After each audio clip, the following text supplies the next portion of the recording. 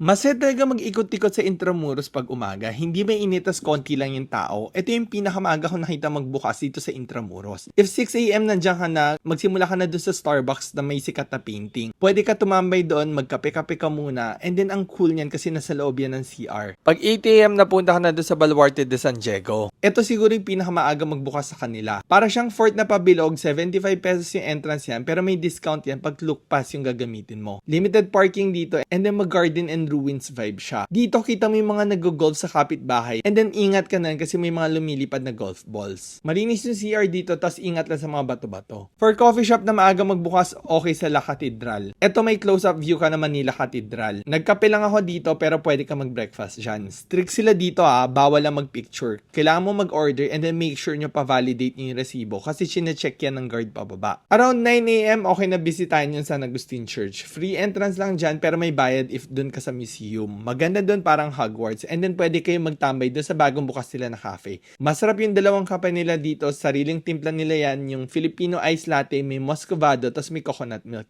Second dyan is yung Irish cinnamon nila. Ito creamy din, malapit-lapit siya sa lasa ng horchata. For cakes, worth it yung bibingka cheesecake. Panalo yung queso sa taas ng bibingka. May slight saltiness from the egg, and then pwede ka maglagay ng caramel sauce.